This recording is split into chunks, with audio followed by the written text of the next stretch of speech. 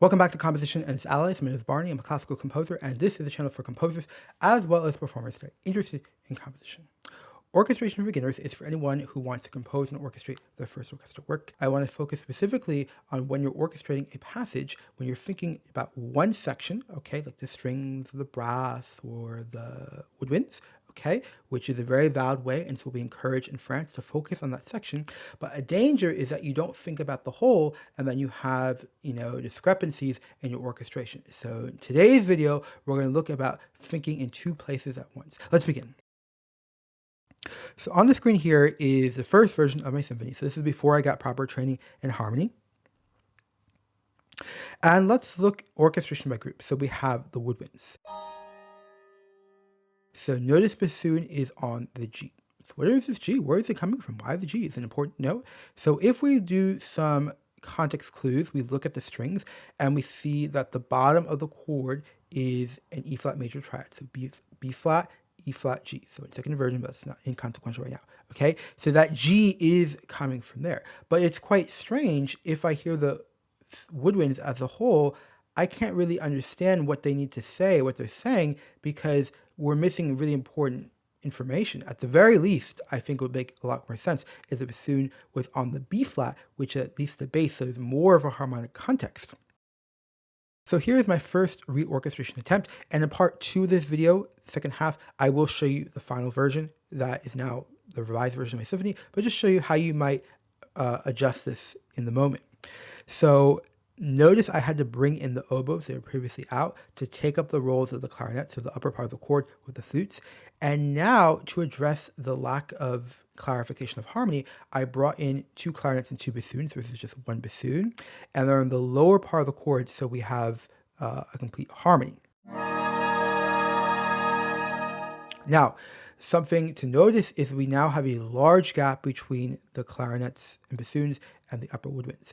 When you are orchestrating woodwinds, you will almost always have a gap. It's probably between the bassoons and the clarinets, but in this case, the clarinets are in the bassoon range, so it's between them and the other instruments. And then you're going to have to rely on other groups when you're working in other parts of the orchestra, like the French horns might come in to fill in those gaps. So that's one of the things that makes orchestration kind of hard, because you got to think in two places at once. You're working here on the woodwinds, but at the same time, you're already preparing in advance. When I go zoom out and do the 2-2 orchestration, I have to address some of those discrepancies.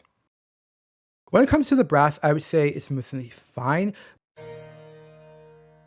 But notice that we're missing the A flat. So the A flat is part of the chord we see in the woodwinds and the strings. So in this reorchestration attempt, part 2, I'll show you the actual final result. But in this orchestration attempt, notice I added the A flat to the French horns. So because I added it to the constant A flat to the French horns, I kind of had to adjust the orchestration. So I had to move up the second French horn so it was closer to the first one.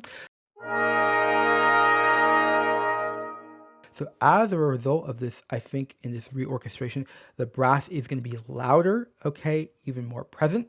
And obviously, if I were to use this reorchestration of the brass, I would have to update the orchestration.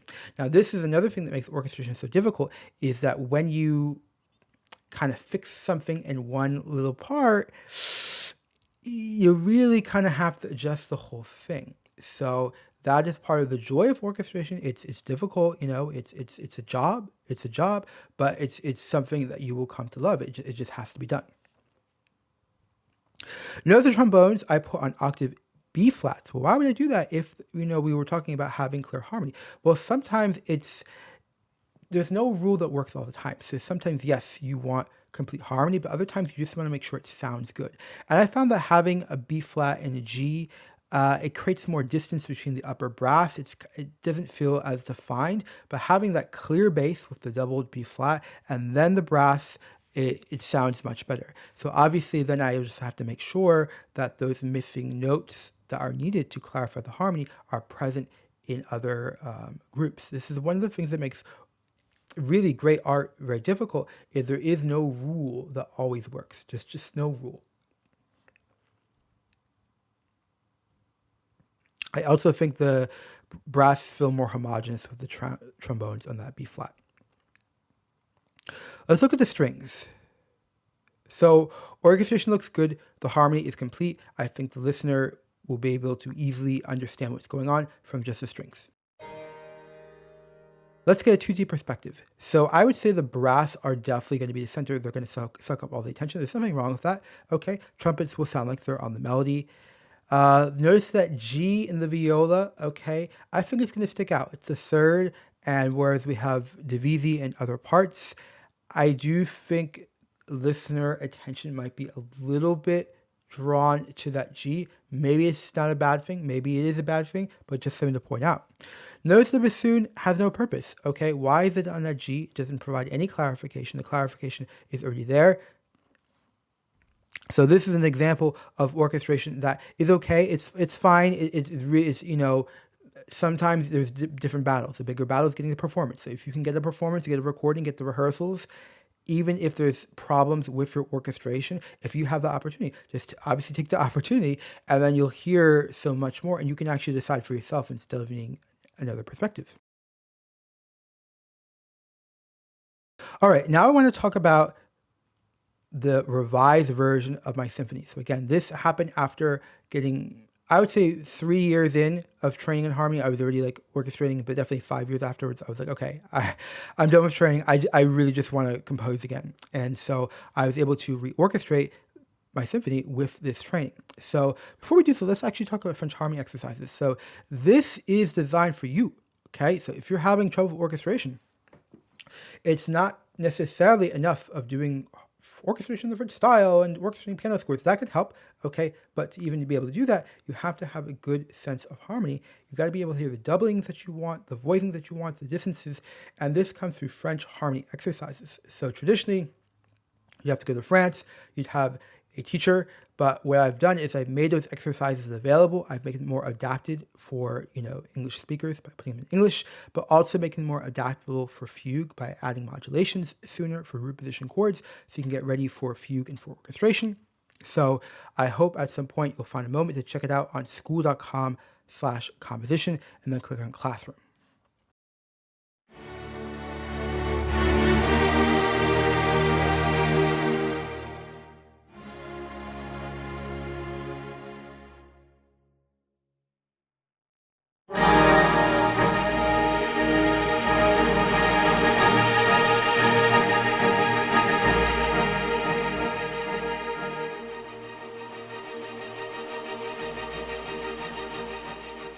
Let's look at brass.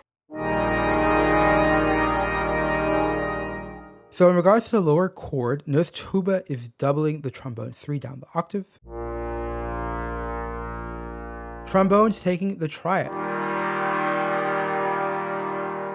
So it's nice when you have a triad like that that's kind of built into the identity of the chord to put it in a homogeneous group, because then the balance will be built in because they're close together, and that's certainly the case for the trombones.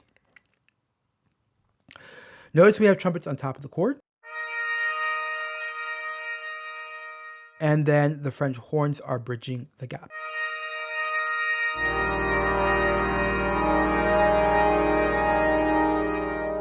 Notice that we have unison in the French horns. So when you have 4 French horns, many times you actually don't have 4 separate pitches. You're going to have 3 separate pitches because, well, I won't get into it, but check out a video I have called the line of demarcation. But in this particular case, notice that we have 3 different pitches and the middle French horns are doubling at the unison. This comes directly from harmony. This is a solution that's très courant. It comes all the time in harmony. So time and time again, if you're having existential problems with orchestration, you have to go to the source. You cannot keep avoiding the obvious, which is to master basic harmony. And not intellectual, it has to be hands-on. You actually do the work. Let's look at the strings. So notice the lower strings take the triad,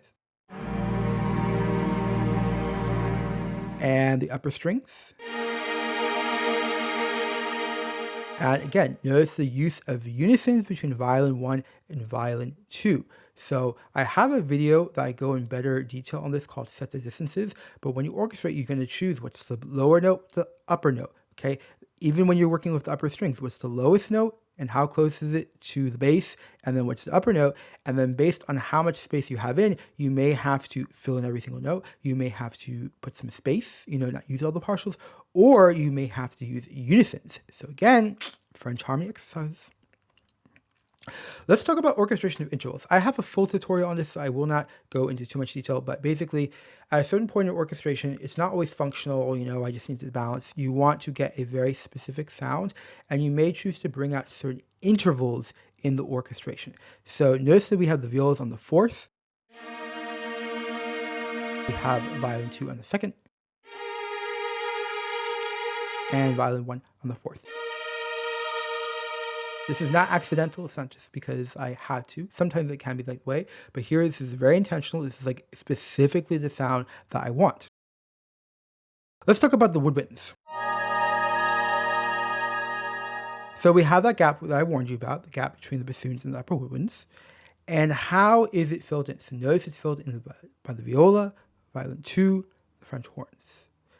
Now let's talk about the woodwinds in relationship to the brass. So you have to be careful that the brass don't overpower the woodwinds. I think in certain times it's just inevitable. Loud Tuesday passage, end of a symphony, you have to just accept that. The best you can, but I think we all accept that. We're not going to hear the woodwinds.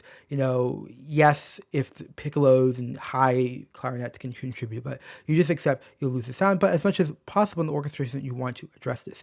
So notice I have the clarinet 2 starting at the highest elevation of the brass, which is the trumpet 1, so that concert E flat. Thereafter, the woodwinds have their own register in relationship to the brass, so it's more likely that they can contribute something, they have their unique color, but they're definitely going to be heard. Notice as well, I decided the height of the chord. So I have the lowest woodwind, which is upper woodwind, that is the clarinet 2, and then we have the top of the chord, which is the flute 1, and then I have to fill it in, okay? And notice that I had to use some unisons, and I use the unisons between different instruments. I try not to put them in the same instrument because it gets a weaker sound and doesn't add anything versus going between oboe and clarinet or oboe and flute to share those unisons. Notice the bassoons got the outer part of the lower chord, so the true lower chord is B flat, E flat, G. I don't have enough bassoons. I also think the bassoons on a B flat, E flat in a low register is going to be kind of honky, kind of really take away attention. It can be cool effect, but it's not what I want. So I just chose to outline the essential harmony. Overall, I think the trumpets will dominate in this section. Nevertheless, the brass will dominate, but I think the orchestration will be much more balanced. I hope that you found this useful. If you have not composed or done orchestration today, please shut off YouTube immediately and get to work. If you've already done so, then you can head over to school.com/composition, go to Classroom, and check out the French harmony exercises so you can get better orchestration. Thank you for watching. Have a great day.